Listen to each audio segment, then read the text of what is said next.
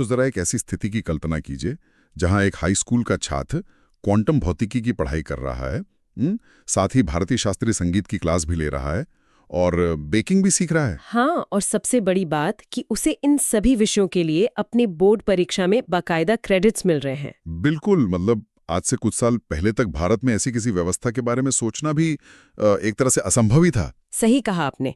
विज्ञान का छात्र संगीत नहीं सीख सकता था और कला का छात्र भौतिकी से कोसों दूर रहता था। एकदम अलग अलग डिब्बे बने हुए थे। एकदम सही। लेकिन आज हमारी इस विस्तृत चर्चा में, यानी इस डीप डाइव में, हम जिस विषय को डिकोड करने जा रहे हैं वो इसी असंभव को संभव बनाने वाला एक पूरा ब्लूप्रिंट है। जी, और आज हमारे पास स्रोतों के रूप में एक बेहद विस्तृत और शोधपूर्ण दस्तावेज है जो राष्ट्रीय शिक्षा नीति मतलब नेशनल एजुकेशन पॉलिसी 2020 की पूरी रूपरेखा हमारे सामने रखता है। और मैं स्पष्ट कर दूं कि ये कोई साधारण सरकारी आदेश नहीं है। ये भारत को 21वीं सदी का एक ग्लोबल नॉलेज सुपर पावर बनाने की बहुत ही महत्वाकांक्षी तैयारी है। चलिए इसे थोड़ा डिकोड करते हैं। बिल्कुल, और इस चर्चा का जो मुख्य लक्ष्य है वो ये समझना है कि कैसे ये नीति पीढ़ियों पुरानी उस रटने वाली विद्या, जिसे हम रोट लर्निंग कहते हैं, उससे जड़ से खत्म करने वाली है। और संयुक्त राष्ट्र के सतत विकास लक्ष्य 4 को हासिल करने का रास्ता भी तो तैयार कर रही है ना? एकदम सही। तो इस ऐतिहासिक विजन की गहराई को समझने के लिए हमें सबसे पहले ये देखना होगा कि आखिर इस बड़े बदलाव की जरूरत ही क्यों पड़ी। देखिए, शिक्षा कोई फैक्ट्री नहीं है जहां से बस एक जैसे उत्पाद निकाले जाएं। हाँ, बिल्कुल नहीं। शिक्षा सोचने का एक तरीका विकसित करने की प्रक्रिया है। अगर हम थोड़ा पीछे जाएं, ऐतिहासिक पृष्ठभूमि पर नजर डालें, तो आजादी के बाद भारत में मुख्य रूप से 2 बड़ी शिक्षा नीतियां आई थी। पहली शायद 1968 में आई थी। जी, 1968 में। उस समय मुख्य फोकस देश के हर कोने तक शिक्षा पहुंचाने पर था। फिर 1986 में दूसरी नीति आई जिसने हमारे पिछले कई दशकों के एजुकेशन सिस्टम की मजबूत नींव रखी। हाँ, वो वाली नीति तो मानकीकरण पर बहुत जोर देती थी ताकि पूरे देश में बस एक जैसा सिलेबस हो। बिल्कुल, लेकिन अब पूरे 34 साल के एक बहुत लंबे अंतराल के बाद 2020 में ये नई राष्ट्रीय शिक्षा नीति आई है। 34 साल, मतलब ये तो एक बहुत बड़ा अंतराल है। इसका सीधा सा मतलब ये हुआ कि जो शिक्षा व्यवस्था एक पूरी पीढ़ी ने देखी, हूबहू वही व्यवस्था उनकी अगली पीढ़ी ने भी देखी। सही बात है। दुनिया इंटरनेट और आर्टिफिशियल इंटेलिजेंस के युग में पहुंच गई, लेकिन हमारी कक्षाएं उसी पुराने ब्लैक बोर्ड और चौक वाले मॉडल पर अटकी रहीं। लेकिन हमारे स्रोतों से ये साफ पता चलता है कि ये नई नीति कोई रातों रात लिया गया फैसला बिल्कुल नहीं है। जी नहीं, बिल्कुल नहीं। इसकी प्रक्रिया बहुत लंबी रही है। हाँ, जनवरी 2015 में ही इसके निर्माण की आधिकारिक घोषणा हो गई थी। फिर मई 2016 में TSR सुब्रमण्यम समिति ने कुछ शुरुआती काम किया था। और असली मोड़ तो 24 जून 2017 को आया जब डॉक्टर कृष्णस्वामी कस्तूरीरंगन की अध्यक्षता में 9 सदस्यों वाली एक ड्राफ्टिंग समिति बनाई गई। और यहाँ जो सबसे पारदर्शी कदम उठाया गया वो ये था कि 31 मई 2019 को इस पूरी नीति का ड्राफ्ट सार्वजनिक रूप से वेबसाइट पर डाल दिया गया ताकि कोई भी नागरिक, शिक्षक या पंचायत इस पर अपनी राय दे सके। क्या बात है। और आखिरकार 29 जुलाई 2020 को इसे राष्ट्र को समर्पित किया गया। तो ये जो पंचायत स्तर से लेकर विशेषज्ञों तक से राय लेने की इतनी लंबी प्रक्रिया थी, उसी ने इस नीति के 5 आधारभूत स्तंभों को आकार दिया है। जी, दस्तावेजों में इन 5 स्तंभों को बहुत स्पष्ट रूप से बताया गया है, जिन्हें हम AAAEQ कह सकते हैं। पहला है एक्सेस यानी पहुंच, दूसरा अफोर्डेबिलिटी यानी किफायतीपन, तीसरा अकाउंटेबिलिटी जिसका मतलब है जवाबदेही, चौथा इक्विटी यानी समानता, और 5वां क्वालिटी मतलब गुणवत्ता। देखिए, एक्सेस, अफोर्डेबिलिटी और क्वालिटी पर तो सालों से बात होती आ रही है, लेकिन यहाँ जो सबसे ध्यान देने वाली बात है वो है अकाउंटेबिलिटी यानी जवाबदेही। बिल्कुल, इतिहास में शायद पहली बार एक शिक्षा नीति इतने स्पष्ट रूप से कह रही है कि अगर बच्चा नहीं सीख पा रहा है तो कमी बच्चे में नहीं बल्कि सिस्टम में है। सही कहा।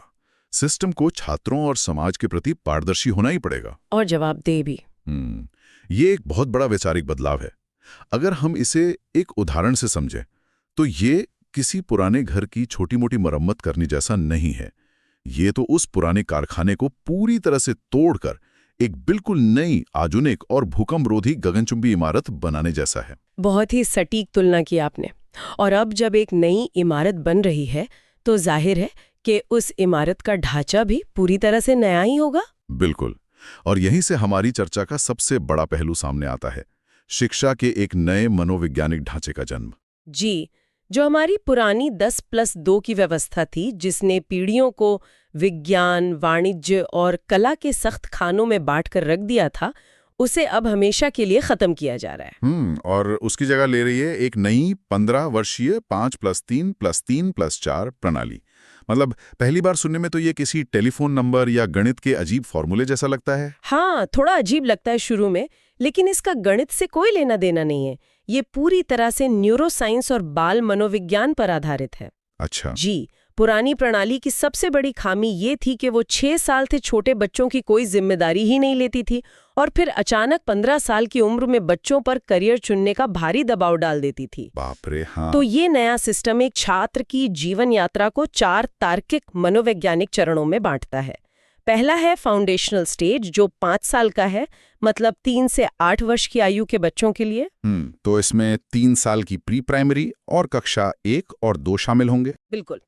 फिर आता है प्रेपरेटरी स्टेज, जो 8 से 11 वर्ष के लिए है, कक्षा 3 से 5 तक। ठीक है। तीसरा है मिडिल स्टेज, 11 से 14 वर्ष, कक्षा 6 से 8, जहां कोडिंग और वोकेशनल ट्रेनिंग शुरू हो जाएगी। अरे वाह, छठी क्लास से कोडिंग। जी हाँ।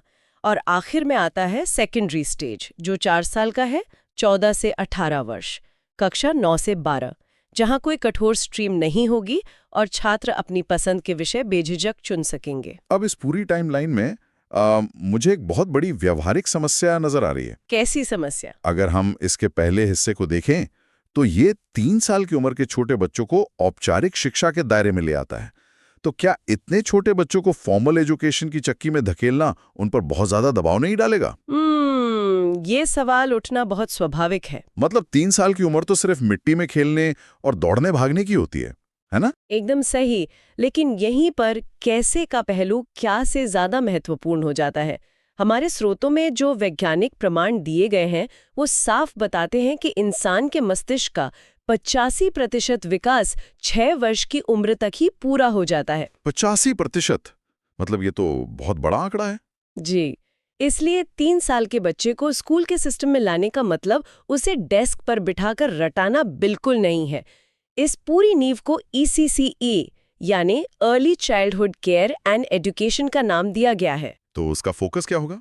इसका एकमात्र उद्देश्य उस 85% मस्तिष्क विकास के महत्वपूर्ण समय का सही उपयोग करना है, और वो भी सिर्फ खेल, पहेलियों, कला और एक्टिविटी के माध्यम से।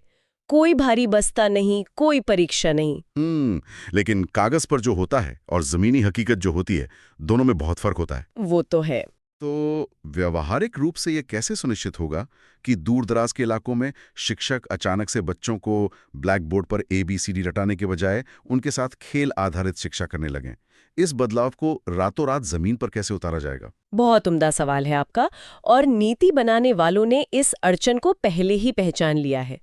इसीलिए सिर्फ सिलेबस नहीं बदला गया है, बल्कि निपुण भारत मिशन जैसी योजनाएं भी साथ में लाई गई हैं। निपुण भारत मिशन? जी, इसका लक्ष्य बहुत स्पष्ट है। 2025 तक हर बच्चे को ग्रेड 3 यानी 9 वर्ष की आयु तक मूलभूत साक्षरता और संख्यात्मक ज्ञान आ जाना चाहिए।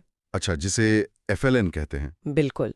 और जहां तक अचानक बदलाव की बात है, उसके लिए एक स्कूल रेडीनेस प्रोग्राम बनाया गया है। ये कैसे काम करता है? जब कोई बच्चा सीधे कक्षा 1 में प्रवेश लेगा तो उसे तुरंत किताबें नहीं थमाई जाएंगी। पहले 12 सप्ताह यानी लगभग 3 महीने तक एक विशेष तैयारी कार्यक्रम चलेगा। 3 महीने का बफर पीरियड। जी, जहां शिक्षक बच्चे को केवल स्कूल के माहौल में ढलने, दोस्तों से बात करने और संज्ञानात्मक खेल खेलने में मदद करेंगे। ये तो वाकई एक बेहतरीन सोच है। चलिए, तो हमने उस बच्चे की फाउंडेशनल और प्रिपरेटरी स्टेज की बात कर ली, लेकिन जब बच्चा थोड़ा बड़ा होता है तो सीखने का माध्यम क्या होगा? आप भाषा की बात कर रहे हैं? हाँ, यहाँ दस्तावेजों में एक ऐसा पहलू है जिस पर हमारे देश में हमेशा बहुत बहस होती है, मातृभाषा। नीति कहती है कि कक्षा 5 तक और संभव हो तो कक्षा 8 तक पढ़ाई स्थानीय या क्षेत्रीय भाषा में अनिवार्य होनी चाहिए। देखिए, इसके पीछे कोई राजनीतिक कारण नहीं है। ये विशुद्ध रूप से कॉग्निटिव साइंस यानी संज्ञानात्मक विज्ञान पर आधारित है। वो कैसे? जब कोई छोटा बच्चा किसी ऐसी भाषा में विज्ञान या गणित का कोई नया कॉन्सेप्ट सीखता है जो उसके घर में नहीं बोली जाती, तो उसका आधा दिमाग उस विदेशी भाषा का अनुवाद करने में ही खर्च हो जाता है। सही बात है। और केवल आधा दिमाग उस कॉन्सेप्ट को समझने में लगता है। इसे विज्ञान में कॉग्निटिव लोड कहते हैं। दिमाग पर दोहरा बोझ। बिल्कुल। लेकिन जब वही बच्चा अपनी मातृभाषा में सीखता है तो उसका 100% ध्यान सिर्फ उस कॉन्सेप्ट पर होता है। इसीलिए क्षेत्रीय भाषा को इतना महत्व दिया गया है। ये कॉग्निटिव लोड वाला पॉइंट बहुत सटीक है। और जब हम सीखने की बात कर ही रहे हैं तो मूल्यांकन यानी असेसमेंट को कैसे भूल सकते हैं? हाँ, वो तो सबसे डरावना हिस्सा होता था। बिल्कुल। हमारी पुरानी व्यवस्था में मूल्यांकन का मतलब सिर्फ एक डरावना और रिपोर्ट कार्ड होता था। हाँ। लाल स्याही वाला। लेकिन यहाँ 360 डिग्री होलिस्टिक रिपोर्ट कार्ड का जिक्र है। जी बिल्कुल। अगर मैं इस नए रिपोर्ट कार्ड की तुलना करूं तो पुराना रिपोर्ट कार्ड एक फ्लैट 2D तस्वीर जैसा था, जहां एक छात्र ने साल के अंत में परीक्षा के उन 3 घंटों में जो कुछ कागज पर उगल दिया, बस वही उसकी पहचान बन गई। एकदम सही कहा आपने। लेकिन ये नया 360 डिग्री रिपोर्ट कार्ड एक 3D स्कैन की तरह है, जहां बच्चे की हर खूबी साफ दिखाई देती है। और इस 3D स्कैन के काम करने का तरीका भी बहुत ही दिलचस्प है। इसमें सिर्फ शिक्षक ही नंबर नहीं देगा। तो और कौन देगा? इसमें रचनात्मक यानी फॉर्मेटिव मूल्यांकन होगा, जहां देखा जाएगा कि छात्र साल भर क्या कर रहा है। और सबसे बड़ी बात, इसमें छात्र खुद अपना मूल्यांकन करेगा। अपना मूल्यांकन खुद? जी, सेल्फ असेसमेंट। और तो और उसके सहपाठी भी उसे अंक देंगे, जिसे पीयर असेसमेंट कहते हैं। अरे रुकिए, यहाँ तो एक बड़ा पेच है। क्या? अगर दोस्तों को ही मूल्यांकन करना है तो क्या वे एक दूसरे को पूरे नंबर नहीं दे देंगे? मतलब तू मुझे फुल मार्क्स दे, मैं तुझे दूंगा, ये निष्पक्ष कैसे होगा? ये डर लाजमी है, लेकिन यहीं पर शिक्षकों का प्रशिक्षण काम आएगा। सहपाठियों द्वारा मूल्यांकन का मतलब ये बिल्कुल नहीं है कि वे गणित के सवालों पर नंबर देंगे। तो वे किस चीज पर नंबर देंगे? अच्छा, मतलब एक तय पैमाना होगा। बिल्कुल। और इस पूरे मूल्यांकन सिस्टम में एक रूपता लाने के लिए एक नया राष्ट्रीय मूल्यांकन केंद्र भी स्थापित किया जा रहा है। जिसका नाम परख है। जी, PARAKH परख, जिसे राजस्थान के RSCERT उदयपुर द्वारा संचालित किया जाएगा।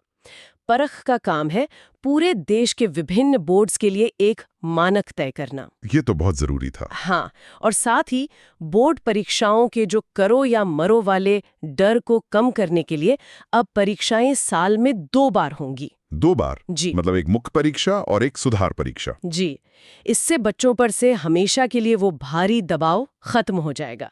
परीक्षा अब रटने की क्षमता को नहीं, बल्कि वास्तविक समझ को परखेगी। तो कागज पर हमारे पास एक बहुत ही शानदार विजन है, नया मनोवैज्ञानिक ढांचा, मातृभाषा में पढ़ाई और 3D असेसमेंट। बिल्कुल। लेकिन एक कड़वा सच ये भी है कि बिना बेहतरीन हार्डवेयर के दुनिया का कोई भी शानदार सॉफ्टवेयर काम नहीं कर सकता। एकदम सही बात है। और शिक्षा के मामले में इस हार्डवेयर का मतलब है इंफ्रास्ट्रक्चर, फंडिंग और सबसे जरूरी हमारे शिक्षक।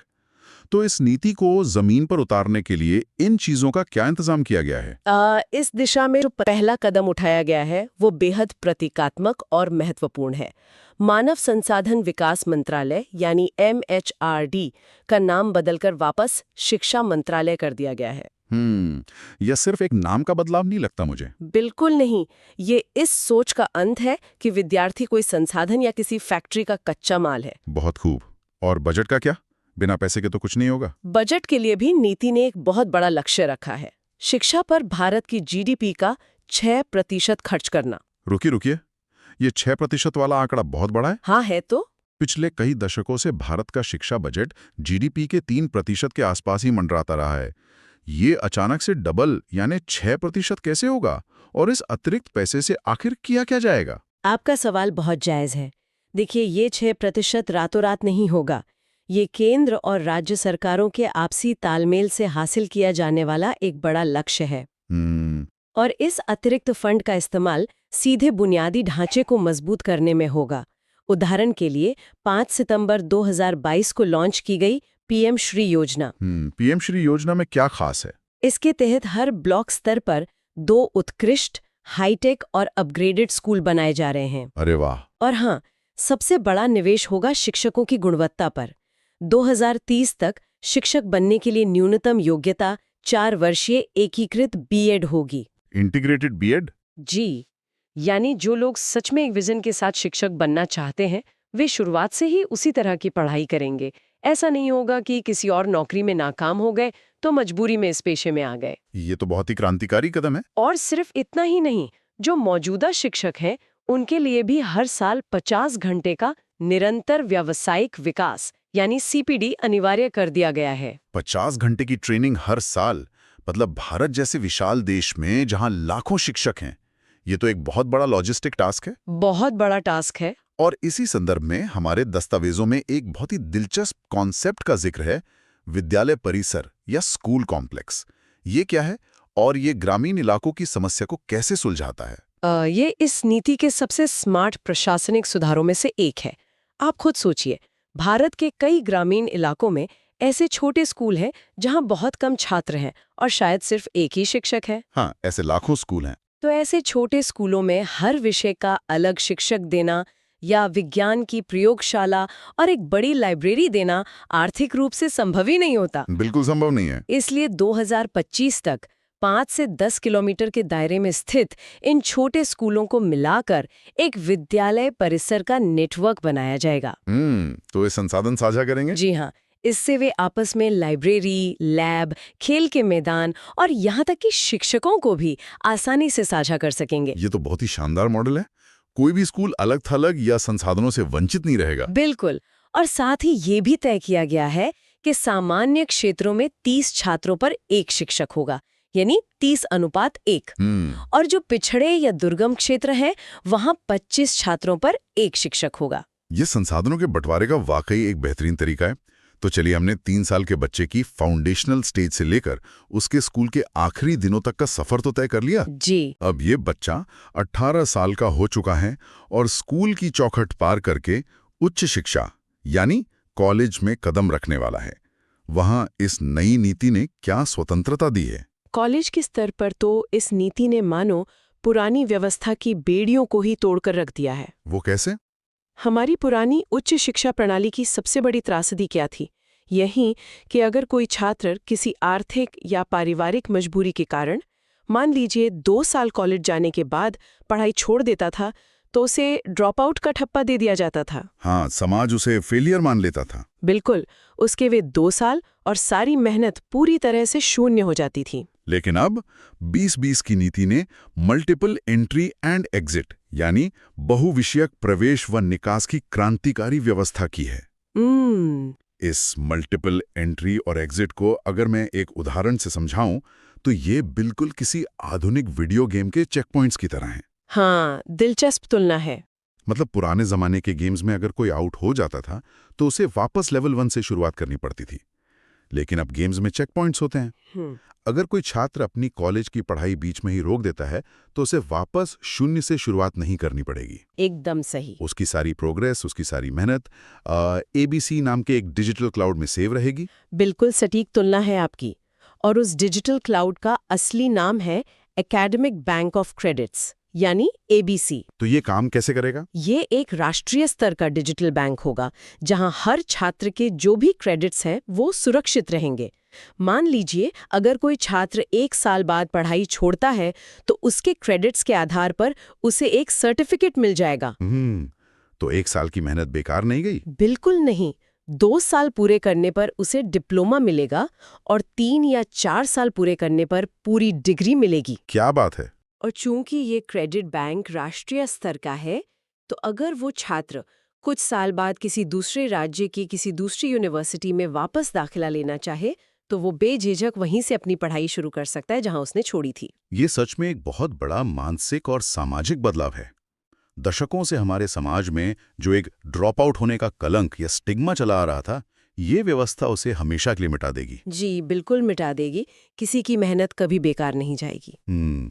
और दस्तावेजों से ये भी पता चलता है कि शोध की गुणवत्ता बढ़ाने के लिए MPhil के पाठ्यक्रम को पूरी तरह से समाप्त कर दिया गया है। हाँ, ताकि छात्र मास्टर डिग्री के बाद सीधे PhD की ओर बढ़ सके। और इस पूरे नए विजन के लिए, चाहे वो स्कूल हो, उच्च शिक्षा हो या शिक्षकों का प्रशिक्षण हो, सरकार 4 नए राष्ट्रीय पाठ्यक्रम फ्रेमवर्क भी तैयार कर रही है ना। सही कहा आपने। और अगर हम इन सभी बातों को एक साथ जोड़कर देखें तो ये साफ हो जाता है कि ये नीति केवल किताबी ज्ञान तक सीमित नहीं है। बिल्कुल। ये एक ऐसे इकोसिस्टम का निर्माण कर रही है जहां लचीलापन है, जहां छात्र अपनी गति और अपनी परिस्थितियों के हिसाब से सीख सकते हैं।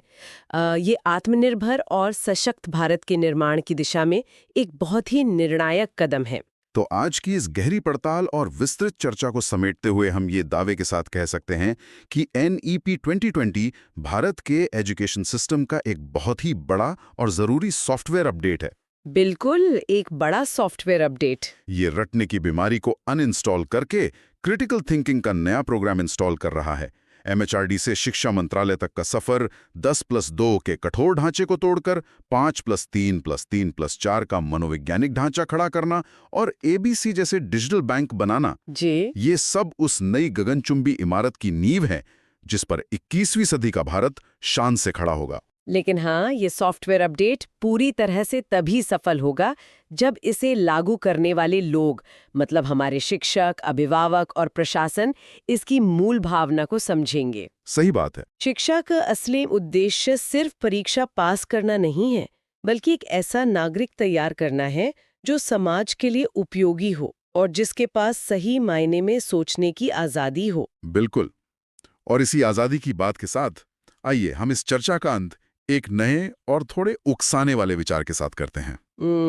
जरा सोचिए, दशकों से हमारी पुरानी शिक्षा व्यवस्था हमें और हमारी पिछली पीढ़ियों को बस यही सिखाती आई है कि क्या सोचना है। हाँ, बस रट लो। लेकिन अगर NEP 2020 का ये लक्ष्य कि बच्चों को ये सिखाया जाए कि कैसे सोचना है, ये जमीन पर पूरी तरह से सफल हो जाता है, तो आज जो 3 साल का बच्चा बाल वाटिका में खेल खेल में अपनी क्षमता विकसित कर रहा है, जब वो 2040 में काम करने वाली दुनिया में कदम रखेगा, तो भारत के नवाचार और वर्कफोर्स की तस्वीर कैसी होगी? ये तो बहुत ही अद्भुत कल्पना है। क्या हम दुनिया के सामने एक ऐसा भारतीय मॉडल पेश करेंगे जहां ज्ञान और कौशल दोनों अलग-अलग नहीं बल्कि एक ही सिक्के के 2 पहलू बन चुके होंगे?